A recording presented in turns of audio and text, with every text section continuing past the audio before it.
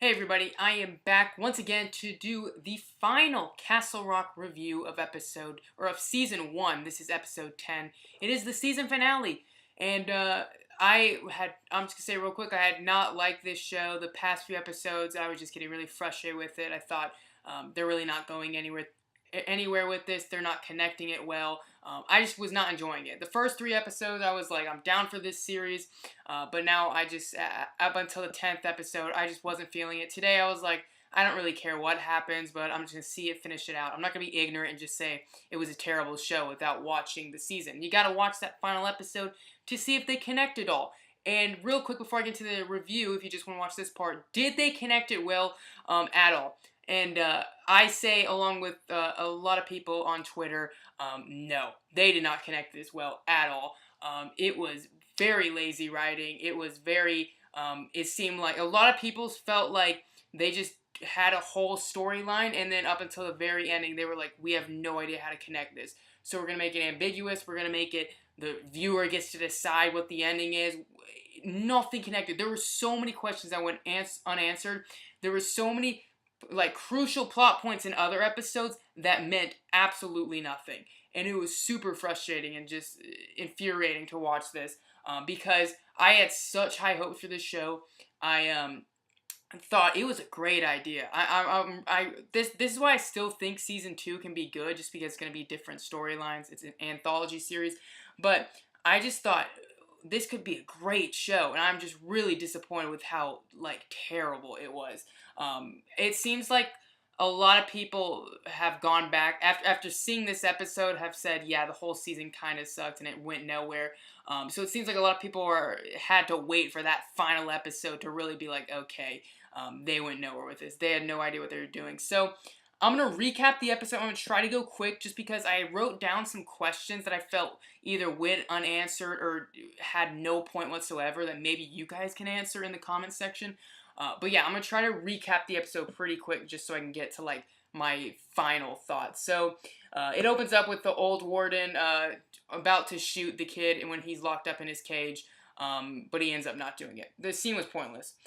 Next, the kid, Bill Skarsgård's character, he wants Molly to convince Henry to go to the woods with him so he can get back to his universe. There's some door to his universe, and he needs Henry to be able to hear it because he can hear the sound. Okay, so we don't know if we should trust him. Henry crashes his car while searching for his mom. He went searching for her in the previous episode. No point to this at all. He crashes into something and he just wakes up the next morning. No point, but I guess it was just to say where he was during the night and why he didn't find Ruth. But absolutely no point to it. The new warden, she finds a little figurine in her room. This is similar to the little figurine way back in like the first few episodes when Molly found one after the kid was at her place where she was renting for him or letting him stay. So it was like that. So the new warden kind of sent something around the corner and then it went to commercial. So he didn't know if someone had got her or whatever. We'll get to it later. Henry's dad, it's a flashback to when he's a kid. This is finally we're seeing what happened the night his dad and Henry went missing, what happened to his dad. So basically, Matt, his dad, Henry's dad, tells them he knows about Ruth sleeping around with Alan. He knows all about that, and he has to correct her sins. He uses the quote, where was it? The wages of sin is death. So Henry, as a kid, asks him what he's gonna do, and he like explains, not explains it, but he hints that he's gonna have to murder Ruth. So Henry goes running off into the woods. So we're kind of figuring out, okay, finally, what happened in the freaking woods that night? All right. Next, Wendell, Henry's son, finds Rory Culkin. I forget his character's name, but that's his actor's name. That's his name in real life. But he's the one that interprets for Odin, the death guy. So he finds him in the woods because he's going back to Castle Rock after getting off the bus.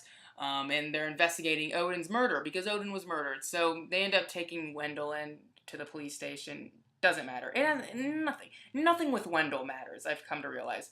Molly explains to Henry what is going on and how he needs to help the kid get to the woods, but he refuses. She knows where the kid is. He's supposed to meet Henry at the cemetery, but she doesn't tell him because Henry just flat out refuses.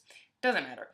The new warden finds Molly's place and hands her the figurine and says, the old warden was right. The kid is the devil. And proceeds to get ran over by a bus carrying prisoners from Shawshank Prison. So the prison's shutting down because of the massacre that Dennis did. And so they have to take all the prisoners out and send them somewhere else. So the new warden ends up getting ran over. It doesn't even matter, honestly. It was just something to be weird and creepy and show how the town's going insane. Henry's ends up being the suspect of Odin's death. The police take him in. They tell when he goes to pick up Wendell, his son. The police take him in and interrogate him. He gets his one phone call, but they bring Molly, and he says, take Wendell to Boston and just leave town and never come back, start a new life. And then she ends up telling where the kid is, what cemetery he's in. And apparently Henry told the cops where the kid was, so they find him, they arrest him, and they bring him to Henry's cell. So they're like cell buddies. They're actually in different cells, but they're right next to each other. They get to talking. Henry tries to say, how can we trust you? How can we how do we know you're telling the truth?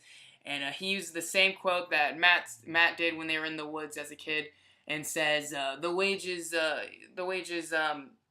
what's the quote? I'm sorry. The wages of sin is death, and that was talking about Ruth. So basically, that's like him saying, "Oh yeah, he knows my past life, whatever." So they bring in all the new prisoners, right? Bring in all the new prisoners. So they put Henry in the prison, in the kid's cell, and they have the prisoners in the other cell. So they need a way to get out. They need a way to get to the woods. So the kid uses his weird powers and makes the prisoners start fighting, start brutally stabbing other prisoners. This leads to the cops coming in, the guards coming in, and the prisoners are able to use this as a distraction, grab a shotgun, start shooting. All these people are murdered. Everyone upstairs is murdered. Basically, the whole precinct, everyone's dead. The prisoners are on the loose. Nothing really comes of the prisoners, but they just get to go out. So the kid takes Henry out. They're walking out, and we see Rory Culkin's character on the ground. He's been shot, and he's the interpreter of Odin. If you don't know who Rory Culkin is, that's the actor that plays him. So he's just the interpreter of Odin. And basically Henry stops and kneels by him, and he says, don't go to the woods. It's not safe or whatever. And that's when the kid pulls out a gun and says, Henry, we're going to the woods. So he's using a gunpoint to get to the woods. So honestly, at that point, I thought he's still a good guy because let's say if we watch the series from at the very beginning, the kid's perspective, we just think he's just trying to get back to his timeline. So him using a gun, then plenty of good guys do that. They take some bad precautions, but they do stuff like that. So he takes them into the woods. The whole town is in chaos. We get a whole shot of the entire Castle Rock town, just fires, police. It's just a massacre. It's hell on earth. So we get a flashback when they're walking in the woods. It's basically like different perspectives of the Henry now with the kid and Henry as a kid with his dad. So we basically see like stuff like going like that, interchanging. So we finally revealed that basically when Henry's dad was looking for him in the snow, Henry fakes tracks, which I don't know how. I mean, you'd be able to see his tracks. I guess he just made bigger indents to make it tracks, but he walks backwards so it looks like he jumped off the cliff. So his dad comes up to the cliff, and lo and behold, he sneaks up behind him. Henry pushes him off the cliff, and that's what happened. I think we all knew that, though. We all knew Henry had something to do with it, I feel like. So I just felt like seeing it, we could have seen that a few episodes ago. And then next, with the sound going off and the kid asking him, do you hear it? This is the regular present. He's saying, do you hear it? Is it working? He's got the gun on. He's kind of distracted because crows are flying. The sound is being soundy. It's being all loud and stuff. And Henry's able to use that distraction, tackles him to the ground, takes out the gun, and points it at his face. And he has his face in the ground so he can't see it. And then he looks up, and his face is normal. But then Henry sees like a demonic creature. Like his face is like a devil's face, I guess. I think that's what it was supposed to be for. It was kind of like, remember the game The Last of Us, that video game, The Wendigos? It kind of looked like that. But basically, so I'm like, okay, he has a gun on him, and we go to commercial. So I'm like, okay, they're going to come back, something crazy is about to happen. But no, they come back, and it's 1 year later. All right, did not expect that, but whatever. Henry is a lawyer, but he's like a better lawyer. He's not doing like murder people on death row and stuff like that. He's actually helping clients, like helping defendants. So he's helping people. So I was like, okay, that's cool. I kind of want to know what happened when he had the kid at gunpoint, but whatever. Molly ends up leaving. She ends up going to Florida. She lives with her grandma, or she like stays with her grandma, but she's like a real estate agent still. I guess she's happy. I don't know. Ruth ended up passing away, so she was never able to get out of Castle Rock, unfortunately. And we see at the end, Henry locked up the kid in a cage. It's Christmas time, so it's a year later. It's Christmas time, so he brings him a sandwich because he says it's a Christmas present. Whatever. So basically, he's the new warden because he has to protect Castle Rock and stop the death by caging up this demon. So the kid ends up saying the old warden once said he didn't know if he was on the inside of the bars or the outside when he made them, when he made the cage. Who cares? Henry climbs up, and it's an ending shot on the kid's face, on Bill Skarsgård's face, and like the room gets dark so we can't see his face, and it comes back light. It keeps doing that like repeatedly, and then finally he smiles at the end, like a demonic smile. So real quick, we got to talk about that. Well, I'll say what the post-credit scene first. So we see a post-credit scene with Jackie. She's writing a book. It's called Overlooked, and that is the hotel in The Shining. I believe it's called the Overlook Hotel. So classic Stephen King reference with The Shining. She's writing the book. She's saying she needs to move away and find out more about her family. Find out, I guess, kind of hinting more about her uncle, Jack Torrance from The Shining, because she says the best place to finish a book is where it all started, hinting that she's probably going to that hotel from The Shining.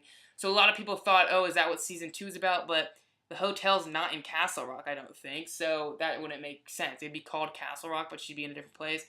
It seems like an interesting idea, honestly. If they did it have at that hotel, I think that'd be pretty cool, but they'd have to make it in Castle Rock again. But going back to the ending, real quick, I just want to say, when it was getting dark and we couldn't see his face, and then it would get light, I thought for sure when it got light, the very last one, he ends up smiling, but I thought the last one, when it was light on his face and we could see it, I thought for sure there was going to be a Pennywise reference. I thought for sure he was either going to have like clown makeup on or like a red nose or something. It wouldn't have made any sense, but I don't care. I still wanted to see it so bad. But he ends it with a creepy smile. So a lot of people really, really upset about that on Twitter, that it was more of like an ambiguous ending. I feel like him smiling shows he was evil and he was lying, which means the whole 9th episode was a complete waste. But a lot of people are saying, no, he could still be a good guy trying to get back to his timeline, but he's just evil. Or he's just a straight-up demon. And I think Henry seeing him as a demonic creature, his face, kind of points that he's an evil character.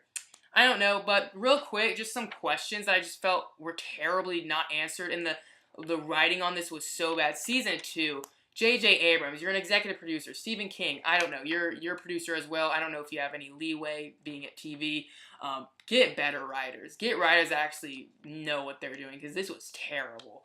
But the old warden, how is he connected? He's basically Henry's dad, the same character. He believes God is talking to him in this creepy way. He needs to lock up the devil. I didn't see a point to him. How is he able to catch the kid? We see this with Henry as well. I'm going to get to that question later. But why at the beginning did he tell the kid to ask for Henry Deaver? That made no sense at all, because the kid, did the warden know he was Henry Deaver in a different timeline? I don't know. If the kid is good, let's say it is a ambiguous ending, but the kid is in a different timeline and he's just trying to get back to his timeline. Why did it take him 9 episodes to tell Molly? Molly lets him stay in her like apartment complex thing or whatever for like episode 2 or 3. Why would he not be like, hey, pull you aside, I need to get back to my timeline? Molly killing Henry's dad, no point to it whatsoever. She even tells Henry to his face, hey, I straight up murdered your dad. And nothing comes of it. He barely gets angry. He gets angry. He tells her to F off pretty much. But the next episode, he's back to talking to her.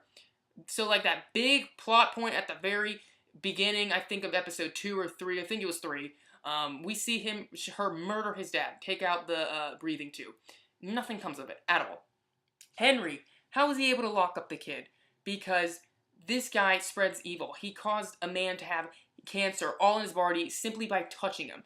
How, just by gunpoint, was Henry able to lock up the kid in that cage? How was the original warden able to lock him up? I don't understand this one bit. because he literally made a bunch of prisoners start attacking each other, murdering policemen just by staring at them. I don't because Henry can hear the sound that makes him just impervious to this. It makes him just totally protectable and armored. I don't really know. So many questions that I felt went unanswered, and with an anthology series, I just don't think you can have an ambiguous ending or an ending where you don't wrap up 90% of the questions. Um, I just feel like if you're having a different, maybe if it was season two was progressing off this storyline, then absolutely. But I just thought this was terribly done. I'm sorry if you liked it. I'm sorry if you think I'm just being ignorant just because I didn't like it. I didn't like the season to begin with. Like from like episode 5, I started really not liking it. So hopefully, but I wanted to see how it ends, and I wanted to see if the questions were answered. If the questions were answered in a good way, I thought, oh, cool. Then this is why I was so mad at the beginning. But it was answered, so it's fine. Nothing was answered. I mean, I just read so many tweets where I felt like people were thinking how I did. Just and I don't want to say that just because people are agreeing with me that it's the right choice, because obviously not. People liked the episode and the entire season. I'm really happy about that. I'm glad people liked it. But I was just really baffled by all this and just confused. I just felt like they tried to make it as confusing as possible. And who killed Odin? That's another question. Who killed Odin? He had a freaking screwdriver to the eye, and they never answered that. I don't understand it. The kid's powers, I don't understand them one bit. I don't understand how he's able to be locked up on 2 different occasions if he has powers where he can just make people start murdering each other just by his being around people. I don't know. I'm just so lost, man. Thanks so much for watching, though. Let me know your thoughts all down below in the comment section. I'd love to hear them. Sorry, this video is way too long. I shouldn't have spent too much time on the recap and just more on my overall thoughts. I still have hopes for a season 2, so it's not like it's just a total loss. I still have, if they do the Shining Hotel, that'd be really cool. Jackie's character, Jackie's Torrance, I just felt like she was just a Stephen King reference, and there was no point to her character. Molly's powers, they never really hit on that.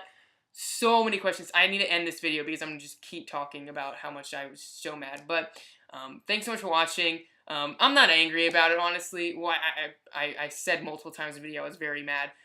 But it's just sad, though, because I thought the cast had a great cast, a great idea, and I just lazy writing. I feel like really, really hurt them. But season 2, it could still be good. So I still have high hopes for that, honestly. I really do. I just feel bad for all the characters and actors. I thought they could just been so much better. But thanks so much for watching. Let me know your thoughts all down below in the comment section. I'd love to hear your thoughts. And as always, have a nice day. Rate Castle Rock for me, the entire show. Let me know what you thought. Thanks again. Have a great day.